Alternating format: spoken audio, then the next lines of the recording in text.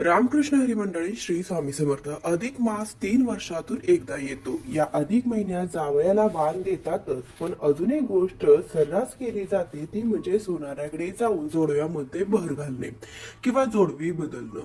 अगदी साध्या साधी स्त्री सुद्धा अधिक महिन्यात जोडवी बदलतेच. पण अधिक महिन्यात सौभाग्यवती स्त्रिया जोडवी का बदलतात? ही जोडवी बदलत असताना कोणती चूक आपल्याला करायची नाही आणि जोडवी कशा प्रकारची आपल्या पायांच्या बोटामध्ये असायला हवी. त्याचबरोबर जावयाला वाण देताना कोणतीही वस्तू 33च का दिली जाते, 33चा अंक का वापरला जातो, अशी बरीचशी माहिती मी आजच्या या व्हिडिओमध्ये शेअर करणार आहे. त्यासाठी व्हिडिओ शेवटपर्यंत पाहायला विसरू नका. पण त्याआधी तुम्ही माझ्या चॅनलवरचे व्हिडिओ पहिल्यांदाच बघत असाल तर चॅनलला सबस्क्राईब करायला विसरू नका. लगेच व्हिडिओला सुरुवात करूया. अधिक मास दर 3 वर्षातून एकदा येतो. याला पुरुषोत्तम मास म्हणून देखील ओळखलं जातं. आध्यात्मिक आणि धार्मिक कार्यासाठी हा महिना अतिशय शुभ मानला जातो. हा महिना भगवान विष्णूंना समर्पित आहे. त्यामुळे तुम्ही या महिन्यामध्ये विष्णूंच्या काही सेवा किंवा इतर सेवा सुद्धा करू शकता. हा महिना भगवान विष्णूंच्या भक्तीचा महिना आहे असं सुद्धा म्हटलं जातं. त्यामुळे या महिन्याला पुरुषोत्तम मास असंही संबोधलं जातं. आणि अधिक महिन्यात सर्वात महत्वाची गोष्ट केली जाणारी गोष्ट म्हणजे जावयाला वाण देणे. तर या महिन्यात जावयाला नारायण स्वरूप समजून त्यांना वाण दिले जातं, त्यांचं आदरातिथ्य केलं जातं. या महिन्यात नारायण स्वरूप समजून आपल्या जावयाला वाण देव म्हणून देण्याची पद्धत आहे. त्याचबरोबर अधिक मासामध्ये 33 या आकड्याचे महत्व काय आहे तर पहा. अधिक महिना हा 32 महिने 16 दिवस आणि 8 तासानंतर येत असतो. म्हणजे साधारण 33 महिन्यानंतर येत असतो. या 33 महिन्यांसाठी म्हणून 33 वस्तूंचे दान केले जाते आणि याचा उल्लेख अनेकदा 30 आणि 30 असा सुद्धा केला जातो. हा महिना दर 33 महिन्याने येत असतो, म्हणून अधिक मासामध्ये 33 ही संख्या महत्वाची आहे.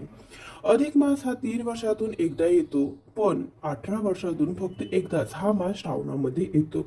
तुम्ही वाणामध्ये अनारसे किंवा बत्तासे जे काही देत असाल 33 या संख्येमध्येच असावे. अधिक मासात आपल्या महाराष्ट्रामध्ये जास्त करून अनारसाचे वाण जास्त करून जावयाला दिले जाते.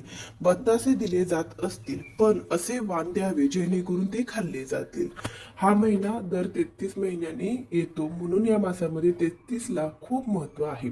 आता आपण पाहूया महिला पायात जोडवी का घालतात.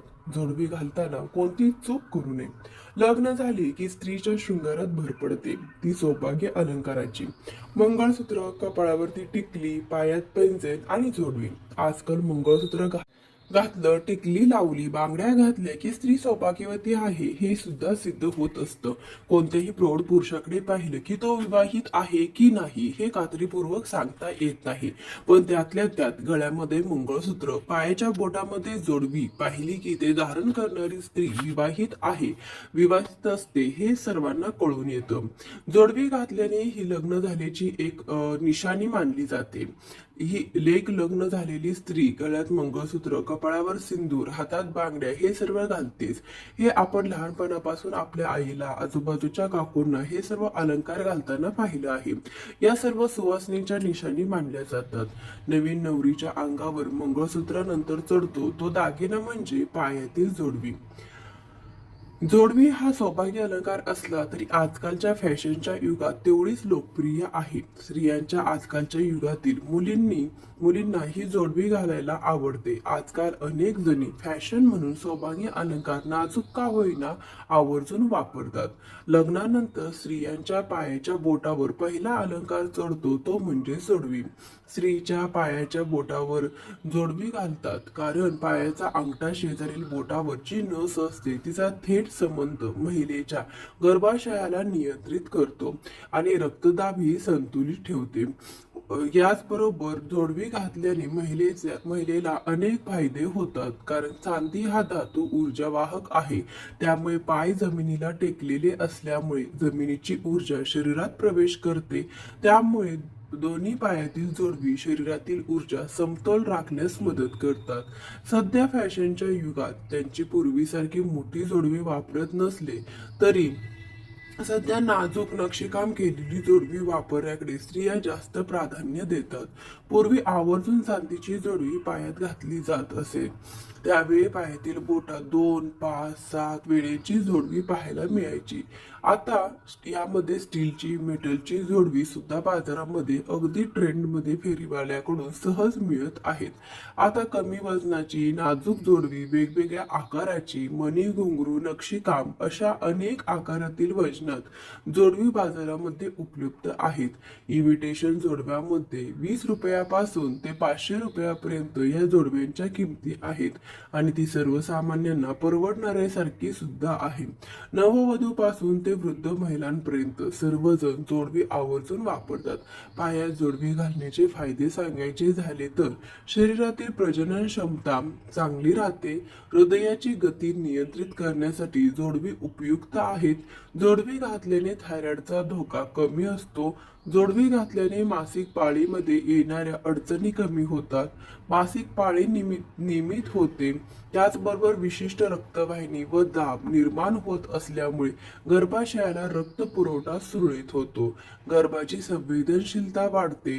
जोडवी घातल्याने शरीरातील सर्व नस आणि मांसपेशी व्यवस्थित काम करतात. दोन्ही पायात जोडवे घातल्याने ऊर्जेचे प्रमाण व्यवस्थित राहते.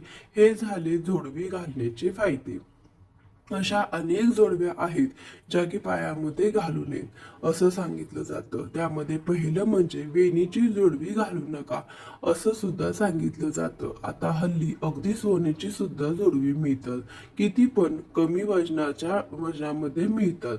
पण चांदीची जोडवी आपल्याला आपल्या पायाच्या बोटामध्ये घालायची आहेत. हे सगळे दागिने तुम्ही फॅशन म्हणून घालू नका, तर या प्रत्येक दागिन्यामध्ये काहीतरी शास्त्र आहे. सोने चांदी घातल्यामुळे आपल्याला प्रत्येक वेगवेगळ्या प्रकारची ऊर्जा मिळत असते.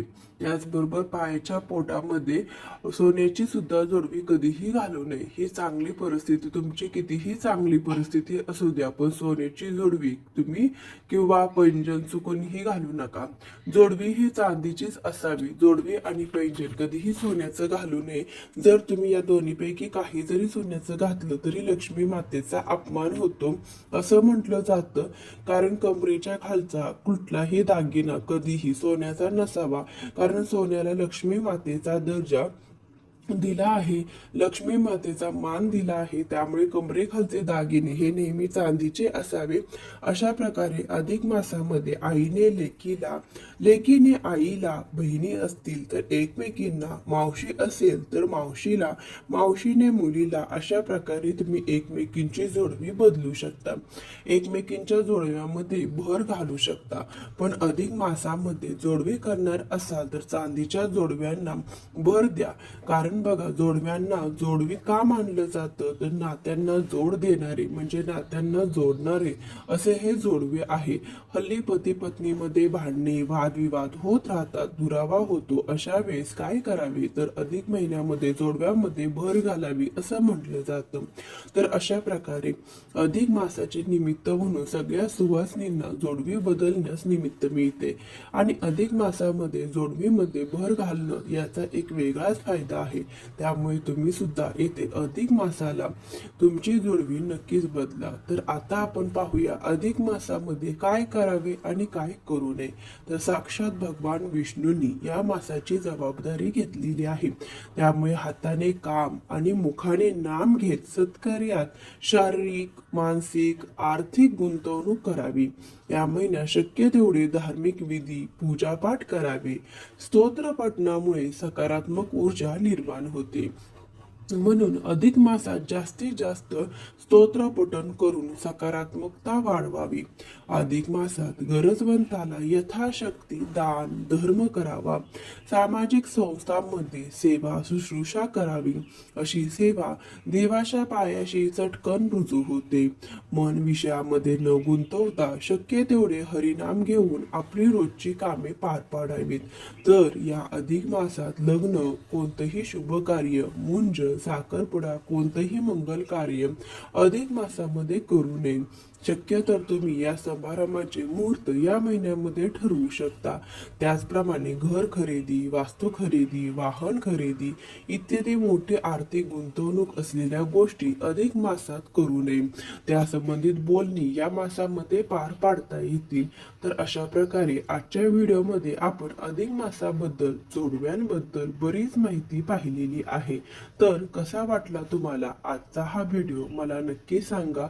आवडला असेल तर लाईक करा, शेअर करा. तुम्ही पहिल्यांदाच माझे व्हिडिओ बघत असाल तर चॅनलला नक्की सबस्क्राईब करा. धन्यवाद. श्री स्वामी समर्थ. रामकृष्ण हरी.